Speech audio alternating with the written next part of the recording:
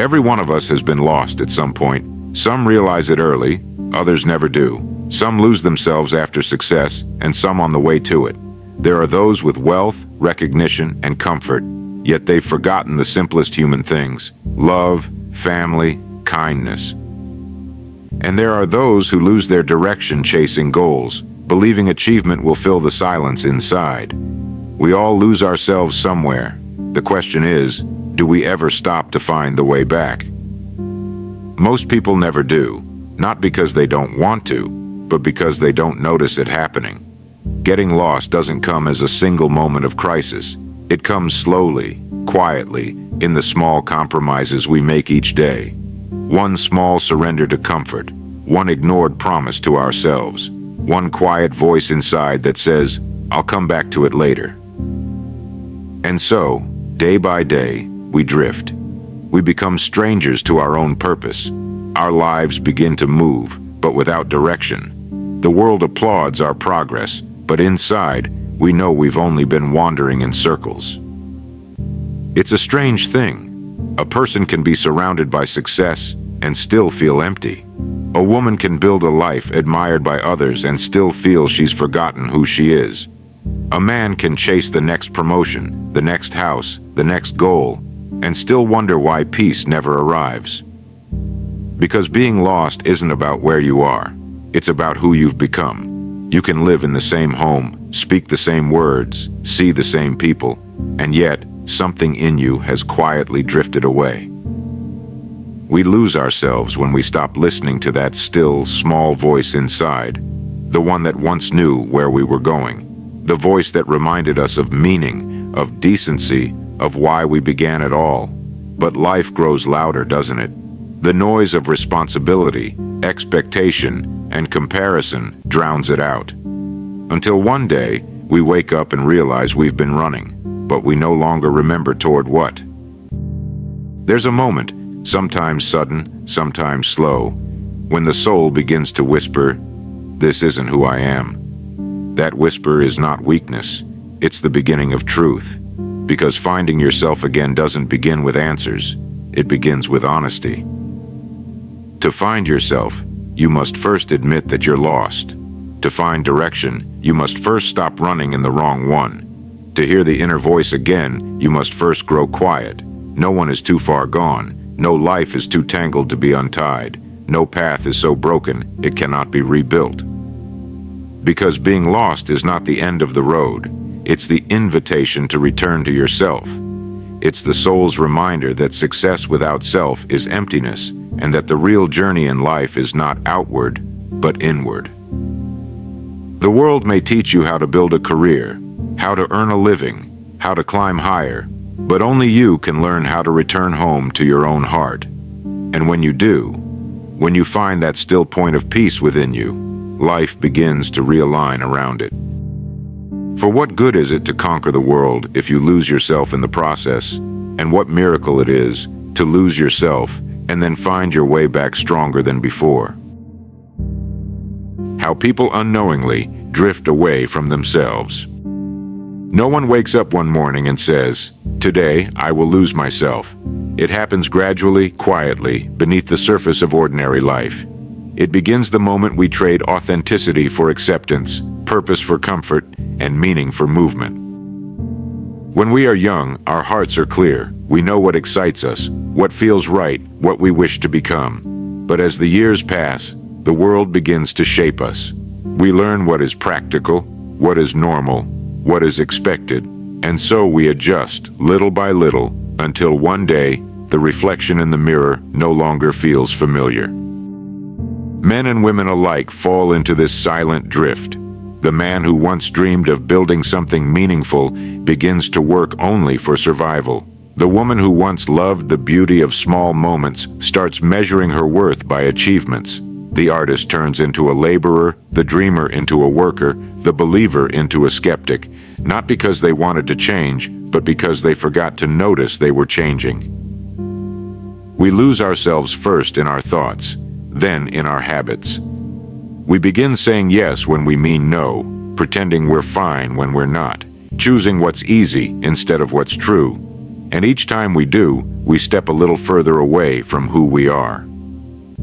The world rewards those who adapt, but it forgets to warn that constant adaptation without reflection leads to emptiness. We're taught how to earn, but not how to feel, how to plan, but not how to pause, how to appear successful, but not how to be fulfilled. And so, we fill our days with tasks, our nights with noise, and our minds with distraction, all to avoid the quiet truth that something essential has gone missing. There's a kind of fatigue that no rest can cure, the exhaustion that comes from living against yourself.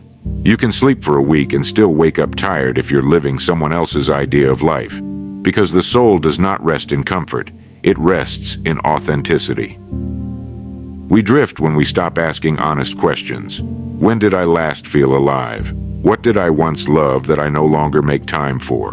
What kind of person did I want to be? And what happened to them? These questions sound simple, but they're sacred. They are the compass that points you back to yourself. For the moment you stop asking them, you begin to live by default, carried by the current of routine, pulled by the tides of other people's expectations. Being lost is not about failure, it's about forgetting. Forgetting that joy was once natural, that purpose was once clear, that life was once full of wonder. You can tell when a person is lost. Their eyes move, but their vision does not. Their days pass, but they do not progress. They confuse motion for meaning, effort for purpose, existence for life. But the beautiful thing about being lost is that it is not permanent. It is not a curse, it is a signal. The very discomfort you feel, the restlessness in your heart, is the map trying to guide you back. You drift when you stop being honest with yourself. You find your way back the moment you decide to be. How to break free from confusion, comparison, and doubt. When people lose their direction, it isn't because life becomes harder. It's because their minds become crowded. The path ahead is rarely blocked by obstacles. It's hidden beneath confusion, comparison, and doubt. These are the three fogs that blur the way home to yourself. The first is confusion. Confusion enters when we live too long without silence. The mind becomes a room filled with 100 voices, each one shouting what to do, where to go, who to be. Some of these voices belong to parents, some to teachers, some to the world, but few belong to us. When you feel lost, it is often not because you lack direction, it's because you're trying to follow too many at once. The cure for confusion is not more information, it is stillness. Sit quietly, turn down the noise, let your own thoughts rise from the depths. The answers you seek rarely come from the outside, they come from the calm within. Clarity is the reward of those who slow down long enough to listen. You cannot hear your own guidance while running at the world's pace. Step back. Ask yourself, what feels true, not what sounds right. Truth always speaks softly, confusion always shouts. The second is comparison. Comparison is the great thief of identity. It convinces us that someone else's path must be better than our own. It blinds us to what makes us unique by forcing us to measure our worth against the world's illusions. A man looks at another's success and calls himself behind. A woman sees another's beauty and forgets her own. Comparison turns gratitude into envy and peace into striving. But the truth is, no one is ahead or behind. We are each on separate roads, walking toward different destinations. The oak tree does not compare itself to the rose. The river does not envy the mountain. Each fulfills its purpose in its own rhythm. When you stop competing with others, you finally begin to grow in the direction meant for you.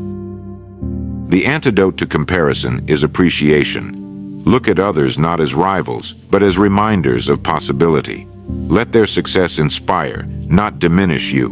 You do not need to outrun anyone. You only need to outgrow yesterday's version of yourself. The third fog is doubt. Doubt whispers that you are not enough, not ready, not worthy, not capable. It keeps your potential locked behind invisible walls. But here's the truth. Doubt is a liar with a convincing tone. It borrows the voice of reason, but serves the cause of fear. No one escapes doubt, but the wise refuse to bow to it. They move anyway. They act before they feel certain, because confidence does not come before action. It is built through it. Every time you take one honest step forward, doubt loses ground. You break free from confusion by choosing stillness. You break free from comparison by choosing gratitude. You break free from doubt by choosing movement. Each choice pulls you closer to yourself, the quiet, powerful self that has been there all along, waiting for the noise to fade. And once the fog lifts, you realize something profound. You were never as lost as you thought. You were simply covered by the dust of the world, and now you're remembering the way home. Steps to rediscover purpose and rebuild self-direction. Finding yourself again is not an accident. It is a deliberate return. It begins when you stop chasing the noise of the world and start listening for the quiet truth within. Purpose is never lost. It is only buried beneath layers of distraction, doubt, and duty. To uncover it, you must peel those layers away, patiently, one by one. The first step is to pause and reflect. You cannot rediscover direction while running at full speed. Stop, breathe, step away from the noise. Life cannot speak to a restless mind. Reflection is the act of sitting down with yourself, not to judge, but to understand. Ask the questions that matter. What have I been doing? Why am I doing it? Does it still matter to me? Most people are afraid of silence because it reveals truth, but that truth is the first light on the path home. The second step is to reconnect with your values. Purpose is not something you invent, it is something you remember. Beneath all roles and titles lies a set of principles that once made you feel alive. Kindness, creativity, integrity, growth, contribution. Write them down. Speak them aloud. When you know your values, decisions become clear. The lost wander because they've forgotten what truly matters to them. The found move forward because they act in alignment with it. The third step is to simplify. A cluttered life clouds the spirit. Too many commitments, too many goals, too many directions, and the self gets drowned in the noise of more. Simplify your surroundings, your schedule, and your desires until only what nourishes you remains. Purpose does not require excess, it requires focus. Sometimes rediscovering direction is not about adding more, but removing what distracts you from who you already are. The fourth step is to act with intention. Once clarity begins to form, do not wait for perfect certainty. Move. Begin with small, deliberate actions aligned with what you value. Every step, no matter how small, realigns your compass. Confidence grows not from thinking, but from doing. Each act of integrity, every time you follow through on what you believe, adds strength to your sense of self. The fifth step is to embrace patience. Rebuilding direction is not an overnight process. The world rewards speed, but the soul rewards sincerity. Be patient with yourself. Growth takes time. You cannot rush a sunrise, and you cannot rush rediscovery. But with each passing day of honesty, your path becomes clearer. The sixth step is to serve something greater than yourself. Purpose matures when it reaches beyond your own life. When you contribute, through kindness, through work, through example, you begin to feel connected again. Service gives meaning to struggle and direction to effort. It transforms me into we, and that shift restores balance to the soul.